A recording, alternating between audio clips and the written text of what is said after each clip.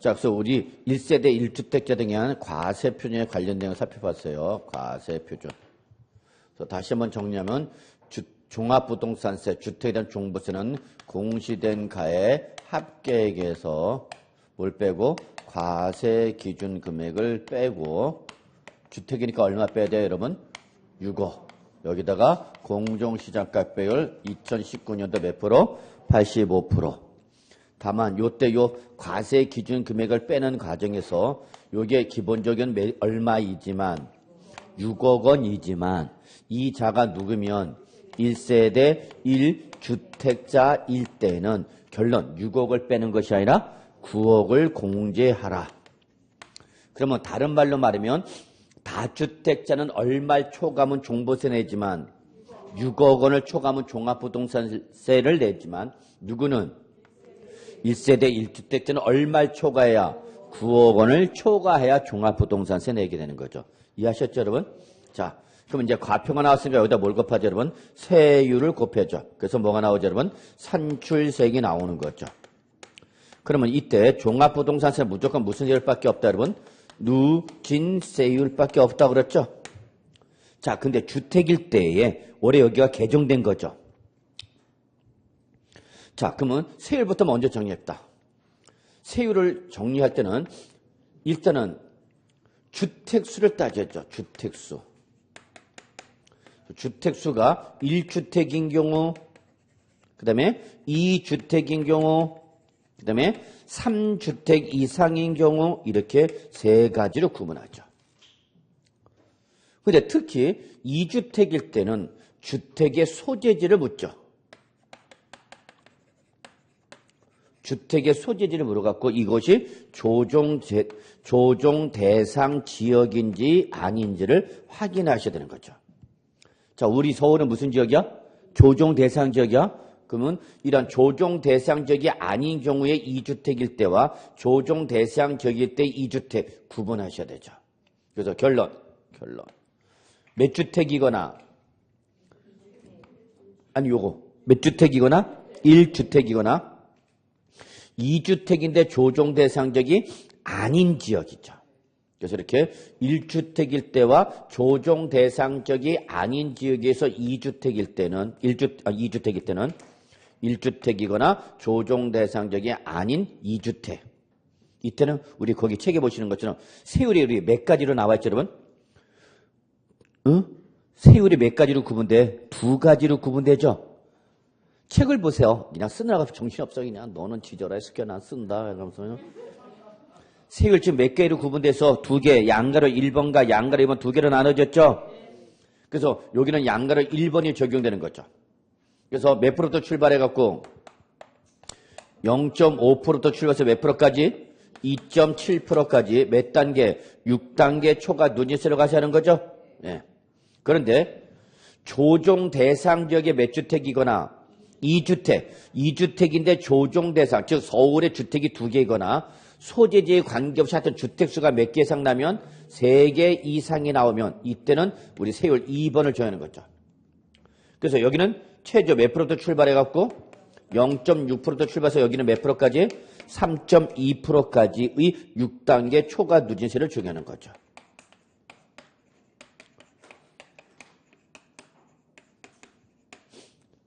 정리해야 되고 올해 개정됐으니까 2019년도. 그래서 우리 책들을 정리해도 좋고 자, 책을 보시면 양가로 280조 양가 1번 몇 주택 이하 소유 여러분? 2주택 이하 소유죠.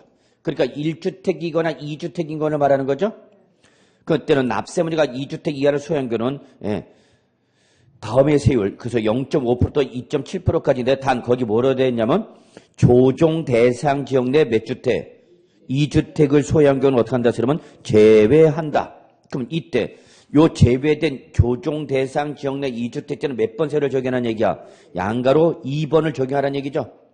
자, 양가로 2번 보세요. 몇 주택 이상? 3주택 이상 소유. 그래서 그 밑에 보면 납세문제가 몇 주택 이상을 소유하거나 납세문제가 몇 주택을 소유하거나 3주택 이상 소유 밑줄 하나 또는 조정 대상 지역 내 몇 주택? 2주택을 소유한 경우. 그래서 또는냐? 그러면 이때는 0.6%부터 몇 프로까지? 3.2%까지 몇 단계? 6단계 초과 누진세죠. 이거 중에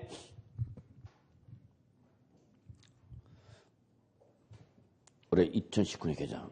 그래서 1주택이거나 조정 대상적이 아닌 지역에서 2주택일 때는 0.5%또 2.7%까지 6단계 초과 누진세이지만 조정 대상 지역 내 몇 주택이거나 2주택이거나 그냥 몇 주택 이상이 되면 3주택. 여러분 요 1주택과 3주택 이상은 소재지에 따져 안 따져? 안 따지는가? 소재지는 어디만 따져? 2주택일 때만 따지는가? 다시 한번 1주택이나 3주택 이상은 소재지 관계없어. 그냥 똑같은 세율 적용하는 건데 문제는 몇 주택일 때야 여러분? 2주택일 때만 문제야. 2주택일 때는 먼저 확인하셔서 조정 대상 지역인지 아닌지 확인하셔서 조정 대상 지역이 아니면 1주택자 똑같이 0.5%도 2.7% 가는 거고 조정 대상 지역 내 2주택이면 누구랑 똑같이 3주택 이상과 똑같이 0.6%부터 3.2%로 간다. 그 얘기야, 여러분. 그러면 여러분 출전이면 시험을 낸다더라도 어떤 걸 물어볼 것 같아? 이걸 물어보지, 이걸 출전이. 1주택이나 3주택은 픽스가 되어 있기 때문에 장난칠 여지가 없지만 2주택은 조정 대상적 여무에 따라서 적용 세율이 달라지는 출전도 이런 거 좋아하는 거야, 여러분. 여러분들 아저씨가 좋아하는 반찬 잘 아시죠? 뭘 또 치야. 아저씨가 좋아하는 반찬 잘 해줘야 될 거 아니야. 우리 집만 그러나. 내 반찬은 없어. 애 반찬만 있을 뿐이지. 좋겠다. 애 반찬 먹어서. 자, 그래서 출제는 이런 걸 좋아합니다. 꼭 잡으시고요. 그냥 요 한꺼번에 정립시다. 요 세율이 있죠, 여러분. 그러니까 요 주택수하고 요겠죠. 세율에도 영향을 미칠 뿐만 아니라 또 어디에도 영향을 미치냐? 세부담 상한선에도 영향을 미쳐. 그래서 한꺼번에 정리할게요. 뭐? 세부담 상한선에도 영향을 미쳐. 세부담 상한선. 그래서 요 1주택이거나 조정 대상적이 아닌 지역에서 2주택으로서 0.5%부터 2.7%의 6단계 초과 누진세율 적용 대상일 때 세부담 상한선은 150%입니다. 150%.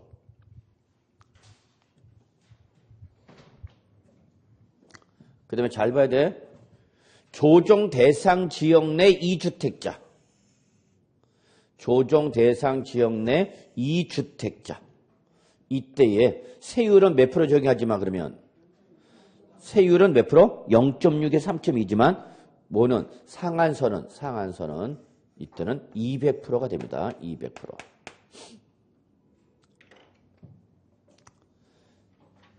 그 다음에 몇 주택 이상이면 3주택 이상이 되면 이때는 세부담 상한선이 몇 프로 되냐? 300%가 됩니다. 그래서 요걸 가지고 여러분 세율과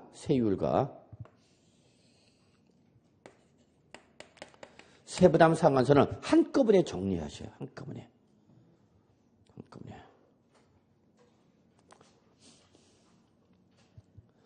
그래서 1주택이거나 조정 대상적이 아닌 지역의 2주택들에서 0.5%부터 2.7%의 누진세를 적용할 때는 세부담 상한선 몇 프로가 되는 거예요, 여러분? 150%. 조정 대상 지역 내 2주택자로서 0.6%부터 3.2% 세율 적용 대상일 때 상한선은 몇 프로고요, 여러분? 200%. 3주택 이상으로서 0.6%부터 3.2% 적용 대상일 때는 몇 프로 세부담 상한선? 300%. 이거 잡으셔야 되겠죠? 그래서 세율과 상한선을 동시에 정리하세요. 따로 하지 마시고. 자, 됐어요. 자, 그러면 이제 281쪽 넘어갈게요. 자, 그럼 우리 여러분 지금 이제 과표에다 뭘 곱해서? 세율 곱해서 뭐가 나왔죠, 여러분? 산출세액이 나왔죠? 그럼 이제 여기서 이제 뭘 빼야 되는 거예요, 여러분? 이중과세액을 빼야 되죠. 이게 종부세의 가장 중요한 특징이에요, 여러분. 종합부동산 세액이 나오면 여기서 무조건 못 빼라? 이중과세액을 빼라. 이걸 안 빼면 무슨 과세가 된다? 글자대로 이중과세가 되는 거죠. 이미 재산세가 과세된 상태에서 종합부동산세를 과세하는 거니까 이중과세가 된 거죠. 자, 그럼 이때 이중과세 한번 같이 보죠. 거기 281쪽에 양가로 1번 이중과세의 공제 나와 있습니다. 찾으셨나요? 자, 같이 보죠. 이것 중에 281쪽 보라고 양가로 1번 주택분 과세표준금액 여기 동그라미 과세표준금액 과세표준금액 여기다 동그라미 쳐야 돼. 그래서 다시 밑줄 갈게요. 주택분 과세표준금액에 대하여 해당 과세 대상 주택의 주택분 재산세 부과된 세 밑줄 여기까지 한 줄을 쫙 그리고 적으세요. 이게 바로 뭐예요 여러분? 이중과세를 나타내는 거죠. 이게 뭐다고요? 이중과세를 말고 요 이중과세를 어디서 주택분 종합부동산세에서 어떻게 한다? 공제한다. 이거 여러분 산출세에서 주택분 종합부동산세액에서 이중과세를 뭐하라? 빼내라 그 얘기죠. 그러면 이때 이중과세에 대한 정의 내립시다. 이거 지워야 되는데 지워도 되죠? 예. 아깝지만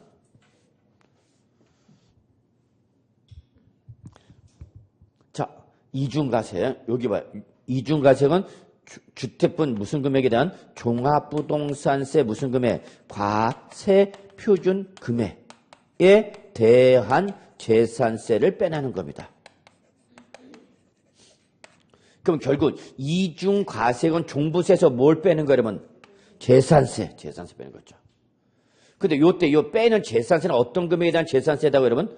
종합부동산세 과표 금액에 대한 재산세 빼는 거죠. 자, 그러면 제가 공시된 가격이 10억 원이야. 공시된 가격이 얼마 여러분? 10억. 1세대 1주택자 아니야. 다주택자. 그럼 과표는 얼마 되는 거야 여러분? 1세대 1주택이 아닌 경우에 종부세 과표는 얼마 되는가? 공시된 가격 얼마? 10억에서 얼마 빼라고? 6억. 그럼 얼마? 4억. 4억이 몇 프로? 85%. 그럼 얼마? 4억분의 85%는 3억 4천만 원의 과표가 되는 거죠. 그럼 이때 재산세를 빼는 금액은 이 중에서 어떤 금액에 대한 재산세를 빼는가? 10억에 대한 재산세를 빼는가? 6억에 대한 재산세를 빼는가? 4억에 대한 재산세를 빼는가? 3억 4천만에 대한 재산세를 빼는가? 3억 4천만에 대한 재산세를 빼라고. 지금 종합부동산세가 과세가 되는 금액은 얼마 지금? 종부세가 과세되는 금액은 얼마야? 3억 4천만 원이죠. 그러면 종부세가 과세되는 금액이 얼마니까? 3억 4천만 원이니까 요 금액에 대한 뭘 빼라는 얘기야? 재산세를 빼야 된다는 얘기야. 이해하셨어요? 그래서 무슨 금액에 대한 재산세를 빼라고요? 종부세 과세표. 우리 지금 뭐 과세하고 있는가? 종합부동산세 과세하고 있는 거 하잖아. 그러니까 종부세가 과세되는 금액에 대해서 부과된 재산세를 빼야만 무슨 과세가 안 되는가? 이중과세가 되죠. 그럼 이걸 출제 살짝 뭐로 바꾸냐? 공시가격 합계에 대한 재산세를 뺀다. 그럼 맞아 틀려? 틀렸죠. 공시된 가격에 대한 재산세는 얼마 되는가 그러면? 10억에 대한 재산을 다 빼버리면 재산세 하나도 과세가 안 되잖아. 우리 지금 종부세가 과세되는 금액은 10억 원이야? 4억 원이야? 3억 4천만 원이야? 3억 4천만 원이 종부세 과세 금액이죠? 그러니까 재산세를 빼도 얼마에 대한 재산세 빼야 된다는 얘기야? 3억 4천만 원. 그래서 결론 무슨 금액에 대한 재산세를 빼라? 종부세 과표 금액에 대한 재산세를 빼는 거야. 요거 용어 주의해야 돼. 요거를 출제를 살짝 뭐로 바꾸거나 주택 공시가격 합계거나 공시된 가격 공시된 가의 합계이란 재산세를 뺀다. 또는 과세 기준 금액을 초과하는 금액을 뺀다. 과세 기준 금액을 초과하는 금액에 대한 재산세를 빼는 거다. 그럼 이런 말은 맞는 말이야? 틀린 말이다? 틀린 말이다. 공시된 가격 합계에 대한 재산세를 뺀다. 그럼 얼마에 대한 재산세를 말하는 거고? 10억. 과세 기준 금액 초과에 대한 재산세는 얼마야 그러면? 4억. 이거에 대한 재산세를 빼는 에이. 그래서 10억에 대한 재산세나 4억에 대한 재산세를 빼는 금액이 아니라 종부세 과표 금액은 얼마? 3억 4천만에 대한 재산세를 빼는 거다. 제가 좀 고쳐야 되는데 성격을 참 못 고치네요. 급해 제가 성격이. 그러니까 뭘 빨리 전달을 해야 되는데 성격이 급하는데 말은 빨리 안 따라오고 이제 점점 늦어진단 말이. 어떡하면 좋아. 그래서 여러분 주의하시기 바랍니다. 이중과세액은 종합부동산세 과표금에 대한 재산세야. 그래서 작년에 이렇게 열불 발음했어. 그때 시험에 나왔네. 재작년이죠. 이게 나올 줄 알았는데 이게 안 나오고 이거보다 더 깊숙하게 들어갔어요. 사람을 돌아버리게 만듭니다. 그럼 다음 페이지 보시죠. 다음 페이지가 아니라 거기 계속 보죠. 이 경우 이중과세 공제 같이 봅니다. 그래서 저는 이거 이미 시험에 나왔기 때문에 또 나올 가능성은 없어. 같이 봐요. 이 경우 지방세법 제111조 제3항에 따라 가감 조정된 세율 밑줄 여기까지. 지방세법 제111조 제3항에 따라 가감 조정된 세율 밑줄 쳤어요. 저거요. 탄력세율이죠. 탄력세율. 무슨 세율? 탄력세율. 즉 재산세 세율 조정이 불가피할 때는 조례로 정하는 바에 따라서 표준세율의 몇 프로 범위 안에서 50% 범위 안에서 가감할 수 있다고 그랬죠. 그 가감된 세율을 적용했다는 얘기야.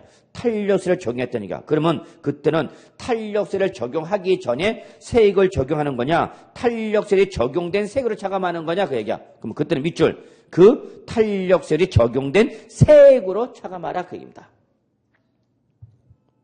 다시 컴마 같은 법 즉 지방세법 제122조에 따라 뭘 적용받았을 때는 여기는 세부담 상한선을 세부담 상한을 적용받을 때는 그때는 상한을 적용받은 세 이것까지 말았어. 이것까지 시험에 나왔던 거죠. 자 다시 한번 요걸 얘기하는 거죠. 자 우리 지금 재산세 빼는 거죠. 종부세 과표금에다 재산세를 빼는데 이때 이 재산세가 무슨 세를 적용했다면 탄력세율 적용 대상이었다면 그때는 탄력세를 적용하기 전에 세액을 빼는 거다. 탄력세를 적용한 후에 세액을 빼는 거다. 탄력세를 적용한 후에 세액을 빼는 거다. 그 얘기야. 그 다음에 얘가 또 세부담 상한선이야. 걸렸어. 세부담 상한선이 걸렸을 때는 세부담 상한선을 적용하기 전에 세액을 빼는 거냐 세부담 상한선을 적용한 후에 세액을 빼는 거냐. 결론 다 적용한 후에 세액을 빼는 거예요. 여러분. 적용된 후에. 안 그러면 이걸 다 적용하기 전에 다 바꿔야 돼. 그럼 종부세 계산이 너무 복잡해져. 그래서 실제 여러분이 종합부동산세를 계산하지 못하는 가장 주된 이유가 이것 때문에 그래. 이중과세가 제일 못해. 원래 여러분 우리 2005년도 종합부동산세가 과세가 되던 첫 해 때는 종합부동산세가 신고납세제도였어. 신고납세제도니까 누가 계산해야 되는가? 납세무자가 계산한단 말이야. 근데 납세무자가 종합부동산세를 계산할 때는 우리 공부하는 우리도 지금 못하고 이거 갖고 지금 집에 갈까 그 생각만 하고 있는데 일반인은 더 알아 몰라? 모르죠. 그러니까 일반인들 계산해 못해? 못해. 특히 좀 공부를 했더라도 제일 못하는 게 이거예요. 여기서 못해. 이게 복잡. 특히 주택이 많을수록 계산이 복잡해지겠죠.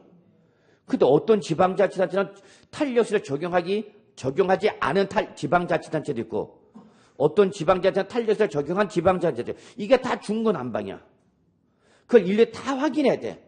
그래서 맨 처음에는 일반 사람들이 계산을 잘 못해. 그래갖고 누구한테 가는 수밖에 없어. 세무사한테 가죠. 그럼 세무사가 기냥해줘? 돈 받고 해줘? 당연히 돈 받고 해줘. 아니 이상하다 여러분. 가끔 하다 보면은 왜 돈 받냐? 그럼 공인중개사는 중개해줄 때 돈 안 받고 중개해줘? 말같이 다는 소리 하는 사람 있어. 똑같은 건 자기 타인의 전문적 지식을 이용할 때 당연히 대가를 지급해야 되겠지. 여러분의 중개 전문 지식을 일반인이 이용하려면 여러분한테 수수료 줘야 돼, 안 줘야 돼? 줘야 되죠. 똑같은 거잖아. 그러니까 세무사한테 돈을 주고 맺게 돼. 그러면 종부세 내는 것도 짜증난데 그걸 내기 위해서 또 누구한테 가고 세무사한테 가서 또 뭘 주고 돈을 주고 세금을 계산해서 그걸 또 다시 세무서에 내야 되는 거죠. 그러니까 짜증나는 거죠. 그러니까 그 당시에 가끔가다 저한테 들고 오는 사람이 있어서 저한테 이렇게 들고 와야죠. 좀 계산해달라고. 그럼 계산해줘 안 해줘? 안 해줘요. 화장실도 가야 되고 담배도 피워야 되고 그런데 그거 언제 계산하고 있냐고. 자, 그래서 너무 복잡해. 그래서 결론. 일반인들의 납세 비용이 증가되는 거죠. 그래서 이제 뭐로 바뀐 거예요, 여러분? 예, 결론. 뭐로 바뀌었어? 정부 부가가세죠. 다시 한번. 종합부동산은 이제 무슨 제도 여러분? 정부 부가세. 그러니까 종합부동산세 납세문자가 계산하는가? 세무서를 계산하는가? 세무서를 계산하죠. 단, 납세문자가 뭐 하면? 선택하면 뭐 할 수 있어요, 여러분? 신고 납부할 수 있다 그랬죠? 이거 아주 중요한가? 예, 그래서 바로 요 제도. 그래서 결론 냅시다. 요때, 요 이중과세로서 차감하는 종합부동산세 과세금에 대한 재산세 빼는데, 이때 이 재산세가 탄력세를 적용하면 탄력세를 적용한 후에 세액을 빼는 것이고 세부담 상한선을 적용한 거면 세부담 상한선을 적용한 후에 세액을 빼는 거다. 거기에 바로 여러분 교재 몇 페이지 나오는 거예요, 여러분? 281조. 양가로 1번 나와 있죠, 여러분? 양가로 1번이 있는가? 예. 자, 그 다음에 양가로 2번. 그럼 구체적으로 요 이중 과세액은 어떻게 계산할 거냐 그 얘기야. 다음 페이지 나왔죠? 보고 싶어? 덮고 싶어? 덮고 싶어. 넘어. 그래서 이런 식으로 뭘 계산하라? 이중 과세 계산하죠. 자, 그래서 이제 산출세에서 못 뺐어요, 여러분. 산출세 못 뺐어요. 이중 과세 뺐죠? 이건 절대 찢어져, 안 찢어져? 안 찢어지죠? 그래서 다시 한번 산출세에서 뭘 차감하고 이중 과세 빼서 나온 차익이 나왔겠죠? 이제 여기서 이 사람이 누구면 1세대 1주택자면 다시 한번 여기서 이제 뭐 하라? 세액 공제하는 거죠. 누구면 1세대 1주택자. 그러면 여기는 이제 무슨 제도가 있다, 여러분? 세액 공제. 그래서 다시 한번 여러분, 세액 공제는 누구한테만 인정하는 거예요, 여러분? 1세대 1주택자만 인정하는가? 그러니까 누구이거나 다주택자이거나 또는 뭐일 때는 토지일 때는 세액공제가 적용될 여지가 있어요, 없어요? 없죠. 예, 그러니까 시험에 이게 나오죠. 토지로 장난치죠. 토지는 세액공제가 적용할 여지가 있다, 없다? 없다. 별도 합산 가세토지나 종합 합산 가세토지 때는 세액공제 제도가 적용될 여지가 없어. 왜냐면 다시 한번 말하지만 세액공제는 누구한테만 인정한다고? 1세대 1주택자만 받을 수가 있는가? 그러니까 다주택자이거나 종합합산 과세토지나 별도합산 과세토지 때는 세액공제 제도가 있다고요, 없다고요? 없다고요. 적어놔 옆에다가. 이런 거 장난쳤는데 자꾸 넘어가 함정에. 출전이 1세대 1주택을 살짝 뭐로 바꿨다고? 토지로 바꿨다고. 근데 그냥 죄다 당해. 집에 가서 보여. 문제 풀 때는 안 보이고 토지로 바뀌었는데 1세대 1주택을 토지로 바꿨는데도 그냥 예 그러고 있다고. 그리고 어렵대 맨날. 왜 이렇게 점수가 안 나오냐고. 마음 같아서는 분해하고 싶어 나도 한번 어떻게 됐는지. 세액 공제는 1세대 1주택자만 인정을 된다는데 이걸 실제로 뭐로 바꿔놨어? 토지로 바꿨는데도 그걸 못 잡아내니까 답이 안 보이는 거지. 다주택자도 1세대 2주택 이상자 받아 못 받아? 못 받아. 오로지 누구만 1세대 1주택자만 세액공제를 받는다고. 이해하셨죠? 자, 그러면 이때 세액공제는 몇 가지가 있어요, 여러분? 두 가지. 뭐 연령에 따른 공제와 그 다음에 뭐 여러분? 보유 기간에 따른 공제죠? 예. 같이 보죠, 여러분. 연령별 세액공제 봅시다. 거기 본문 위에 보세요. 3번 1세대 1주택자 세액공제 같이 보죠. 주택분 종합부동산세 납세 의무자가 밑줄 누구에 해당할 때 써져 있죠? 누구에 해당할 때 1세대 1주택자에 해당하는 경우 이때는 주택분 종합부동산세액은 주택분 종합부동산세액에서 주택분 종합부동산세액에서 바로 요 주택분 종합부동산세액에서 뭘 빼는 거예요, 여러분? 연령별 세액 공제와 뭐 보유기간별 세액 공제를 뭐한 거? 공제한 금연한다.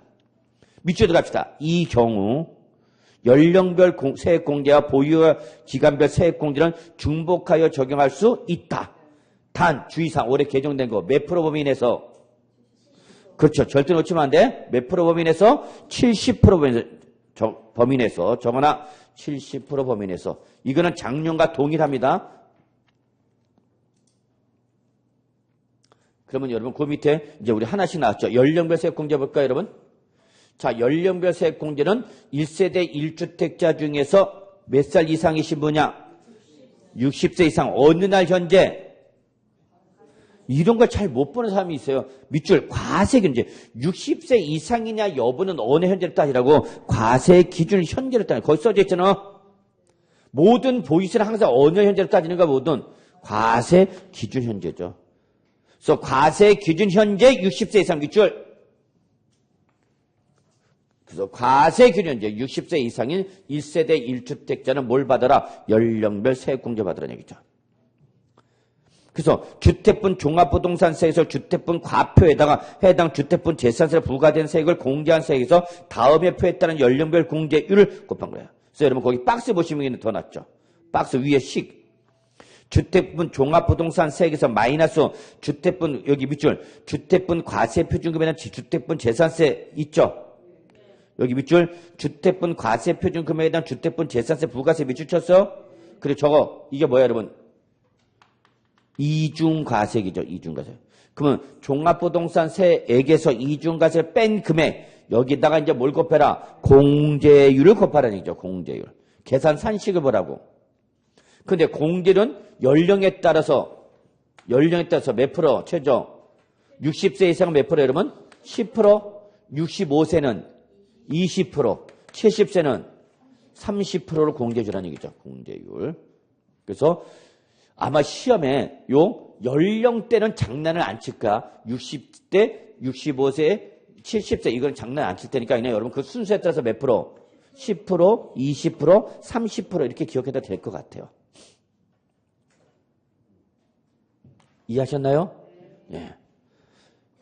자, 그다음에 일단 보유기간별 갑시다. 보유기간별세. 자, 1번 공제금액 보시면 1세대 1주택자 역시 항상 세액공제는 누구다? 1세대 1주택자죠.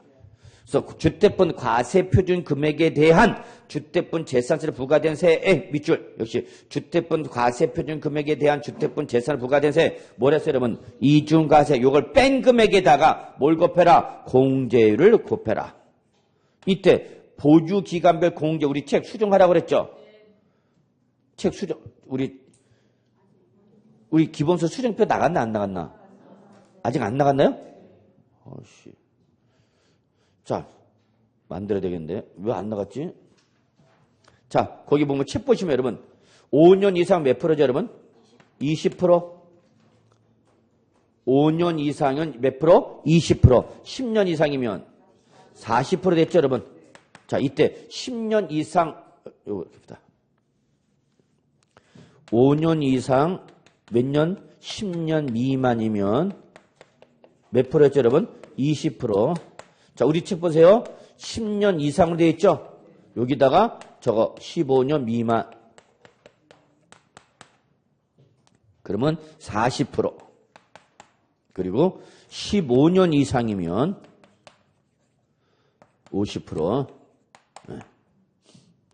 그래서 우리 책에는 지금 보유기간별 공제를 몇 가지만 있어요, 여러분? 2가지가 있는데 하나 더 만들어야 돼. 50%짜리 하나 더 만들어. 그래서 15년 이상이면 몇 프로 해준다, 여러분? 50% 해주죠, 50%. 그래서 여기 올해 신설된 거야. 요 50%짜리가 2019년에 신설된 거야, 여러분. 그럼 작년까지 몇 프로 했다는 얘기, 여러분? 40% 했다는 얘기야, 40%. 근데 여러분, 이때 연령별 공제와 보유기간별 공제, 중복공제 받을 수 있다 그래서 없다 그래서? 있다 그랬죠. 그럼 중복공제 받을 최대 몇 프로까지 해야 돼? 예, 80%가 아니라 70%까지만이야, 70%.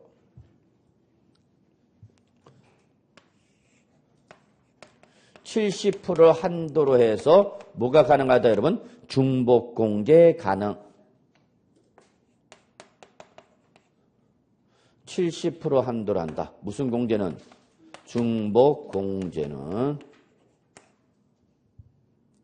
그래서 연령별 공제 보유기간별 동시에 다 받을 수 있는데 받을 때에 최대는 몇 프로까지만 받을 수 있다? 70%까지만 받을 수 있다. 이걸 출제 살짝 뭐로 바꿔요, 여러분? 80% 바꿀 거야? 그러면 여러분 맞은가 틀린가? 틀린가? 80%가 아니라 몇 프로? 작년과 똑같이 70%까지만 해줘. 그러면 이 50% 해줄 의미가 없지 않습니까? 아니지. 연령별 공제를 모든 사람이 다 연령별 공제 받는 게 아니잖아. 30세인 분들 주택 갖고 있어, 안 갖고 있어? 있잖아. 그럼 이 사람은 연령별 공제 못 받잖아. 그 대신 보유기간을 길어질 수 있어, 없어? 있죠. 그 몇 프로까지 가능하다고? 50%까지 가능하다는 얘기죠. 그런데 연령별 공제와 보유기간별 중복해서 공제받을 때는 중복공제는 해주긴 해주는데 작년과 똑같이 형평을 몇 프로까지만 해준다? 70%까지만 해주겠다는 얘기야. 올해 몇 프로까지가 돼 있어도 여기 15년에 50%가 있어도 중복공제는 몇 프로까지만? 70%까지만. 이해하셨어요? 됐어.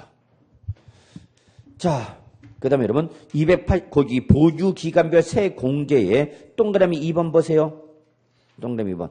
보유기간의 산정해 보시면, 자, 소실, 도계, 노후 등으로 인하여 멸실돼서 재건축한 주택 또는 재개발 주택은 밑줄 어떤 날로부터 보유한 따지래? 멸실된 주택을 취득한 날부터 따지래. 여기까지 여기 슬래시 치고 경우수 하나. 여기 그래서 여러분 소실 앞에다 기억 붙여. 소실 앞에다 기억. 소실 맨 앞에다 붙이라고. 소실 도계 노후 할 때 요거 앞에다 기억. 그다음에 배우자 있죠? 배우자 로부터 상수. 요거는 니은. 그래서 경우수가 몇 가지라는 얘기 여러분 두 가지다. 지금 그 얘기 싶은 거 제가. 니은 동그라미 몇 번은 2번은 두 가지로 구분이 된다 그 얘기야. 무슨 말인지 이해하시죠? 예, 그래서 이렇게 배우자로부터 상속받은 주택일 때는 이때는 밑줄 피상속인의 해당 주택을 받은 날 취득한 날 상속 개실이 아니네요. 상속 개실이 아니라 피상속인의 해당 주택을 취득한 날부터 뭘 따져라? 보유기간 계산 따져라는 얘기야. 자, 요게 무슨 말인지 봅시다.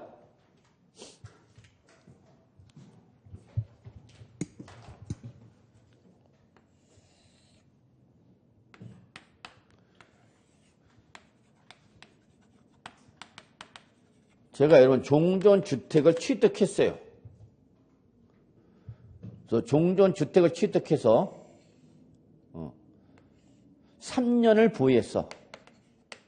3년을 보유했는데 이 3년 보유한 주택이 멸실됐어. 뭐였다고요? 멸실. 왜 멸실됐냐? 재개발 또는 재건축으로 인해서 멸실된 거야. 그 다음에 1년 만에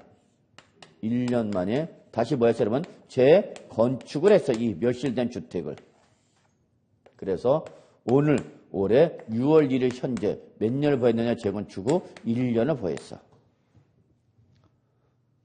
자, 그러면 이 주택의 보유기간 어떻게 계산할 거냐는 얘기야. 우리 보유기간별 공제를 받으려면 과세기준 현재 6월 1일 현재 몇 년 이상을 보였어야 된다고 했어요, 여러분? 5년 이상을 보유하고 있어야 된다고 했죠? 그럼 이 주택, 지금 6월 1일 현재는 어떤 주택 갖고 있는 거야, 여러분? 재건축한 주택이야. 종전주택은 어떻게 됐다고? 멸실됐다고.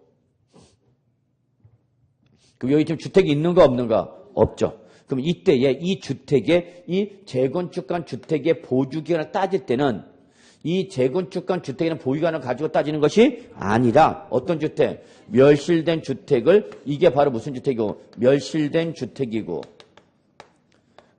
그죠, 여러분? 이게 무슨 주택이고? 재건축한 주택이죠? 그래서 재건축한 주택의 보유기간 몇 년이고? 1년. 근데 이때 요걸 가지고 따지지 말고 언제 멸실된 주택을 만나 취득한 이날부터 따지라는 얘기야. 그러면 결국은 보유기간이 몇 년 되는 거면 5년이 되는 거죠. 5년. 이해하셨나요? 그래서 이 주택의 보유기간이 몇 년 나오는가? 이 주택의 보유기간 몇 년 하라고? 5년. 지금 6월 1일 현재는 무슨 주택을 갖고 있지만 재건축한 주택이지만 이 주택의 보유기간은 이때부터 따지라는 얘기야. 그래서 이 주택의 보유기간은 몇 년 하라는 얘기야? 5년. 그럼 보유하면 세액 공제 받을 수 있어 없어? 있어. 근데 문제는 양도를 하면은 뭐 하면은 양도라면 양도소득세는 보유기간이 몇 년 되냐? 보유기간이 몇 년 되면 양도세는 4년이 됩니다. 4년.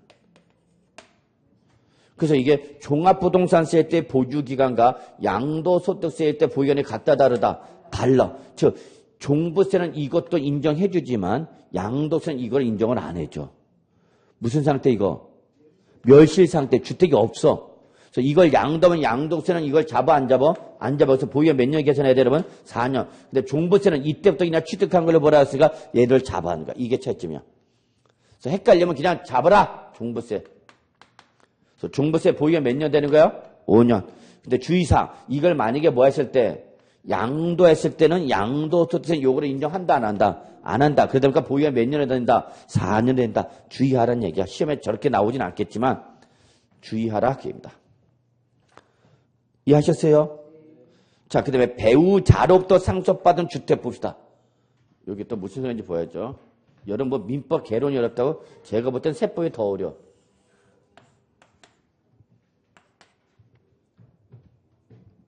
갑이 취득했어요. 갑이 취득해서 보유하다가 자 3년 만에 돌아가셨어요. 상속이 개시가 됐어. 그래서 누구로부터 누구한테 넘어갔어요? 갑으로부터 을한테 넘어갔어요. 그러면 갑은 뭐예요? 갑은 뭐야? 피상속인. 돌아가셨다고? 그럼 누가 상속을 받았다고? 을이 상속을 받았다고. 자, 그리고 지금 6월 1일 현재, 여기에 2년이 됐다 합시다. 즉, 상속 받은 후 몇 년 지났다는 얘기야? 2년이 지났다. 항상 보유세는 어느 날 현재로 따지니까 6월 1일. 자, 그러면 이때 이 주택의 보유 기간은 몇 년이냐 그 얘기야. 응? 그렇게 얘기하면 안 되고 이때 이 피상속인과 상속인이 배우자인지 아닌지 확인해야 된다고. 배우자가 아니면은 보유기간 몇 년 되는 거고 2년이 되는 거죠. 왜? 이 사람 을의 명의로 넘어온 때가 요때잖아. 응? 을의 명의로 넘어온 때가 요때잖아. 그러니까 보유기간 몇 년이야 여러분? 2년. 근데 이 갑과 을이 누구래 여러분? 배우자대. 그럼 배우자니까 갑을 같이 살았어 안 살았어? 같이 살았겠지 부부라는데. 이해하세요? 왜 같이 샀냐고 물어보는 사람이 있어? 부부라니까? 참네. 응? 같이 살고 있잖아 부부니까. 근데 지금 명의만 누구 명의로 했던가? 갑으로 돼 있던 거지, 갑으로. 그러다가 갑이 죽으면서 누구한테 넘어간가? 을. 그럼 배우자는 여기 계속 있었어, 없었어? 있었어. 그러니까 명의만 갑이었지, 실은 을도 있었으니까 이때는 보유기간은 이때 취득한 걸 보라는 얘기야. 누구일 때면? 배우자일 때는 요때 취득한 걸 보는 거고, 배우자가 아니면 언제 취득하는 거는가? 상속 개시. 우리가 일반적으로 상속받은 자산 양도면 언제 취득하는 건가? 상속 개시를 이때 취득하는 걸로 보는 것이 원칙이죠. 왜냐면 지금 양도는 누가 했어요, 지금? 또는 과실을 이제 누가 보유하고 있는가 지금? 을이 보유하고 있죠. 이게 양도이거나 을이 과세 기준이거나 지금 이 상태는 누구의 시점이야? 명의가 을. 그럼 을의 명의로 넘어온 시점이 언제다고? 상속 개시죠. 그래서 상속 받은 자산은 언제 취득한 걸 말하고 우리가 상속 개시에 취득하는 거는 일반적인 거야. 그런데 1세대 1주택자 보유기간별 세액 공제를 할 때에는 이 갑과 을이 누구면? 배우자면 이때는 요 날로부터 하지 말고 언제? 당초 상속인이 취득한 날에 피상속 취득한 날에 취득한 걸 보라는 거죠. 그럼 보유기간 몇 년 되는 거예요 여기는? 예, 5년. 그러면 보유기간별 세액 공제 받아 못 받아? 받는 거죠. 이해하셨나요? 예.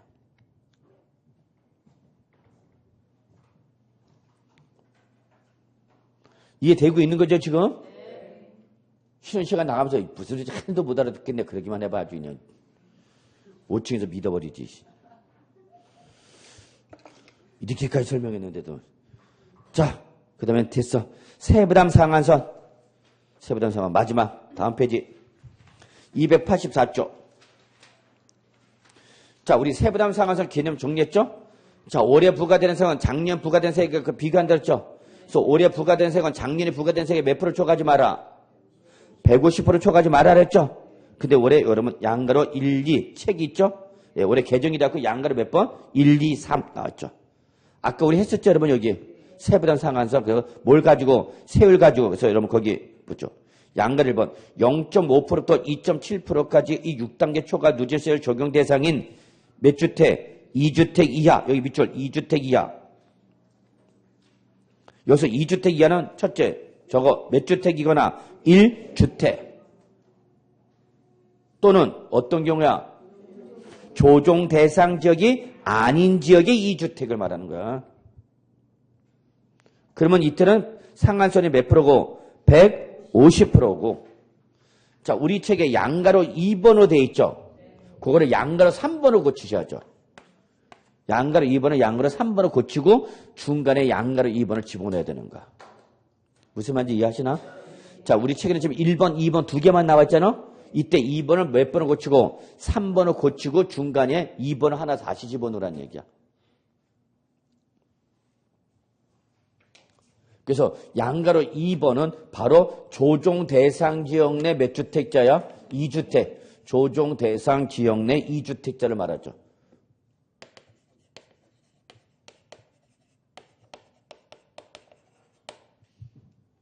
그래서 세율을 몇 프로 적용되면 0.6%부터 몇 프로까지 3.2% 적용했을 때는 이때는 세부담 상한선을 몇 프로라고 여러분? 200%. 요걸 하나 책에다 집어넣어야 되는 거 여러분.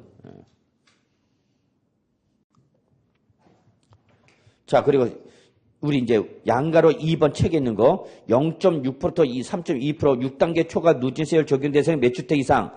3주택 이상일 때 이때는 몇 프로가 되는 거 여러분? 300%죠. 300%.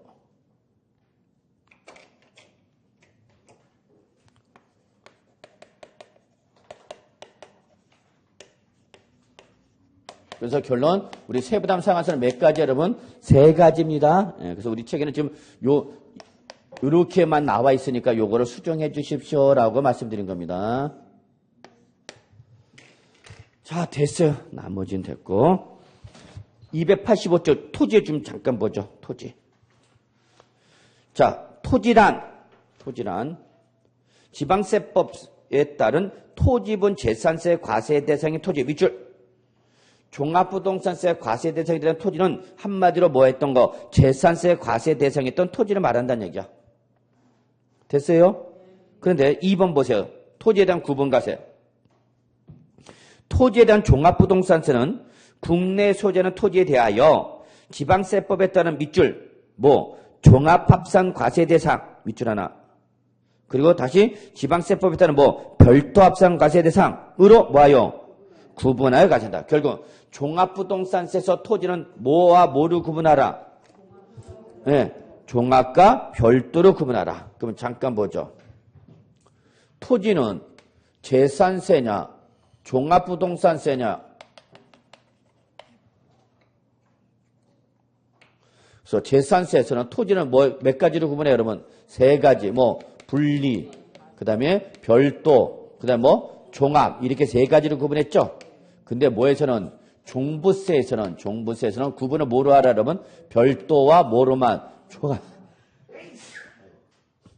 별도와 종합만 구분하는 거고, 분리는 별도 해, 안 해? 안 하죠. 이게 차이점이야.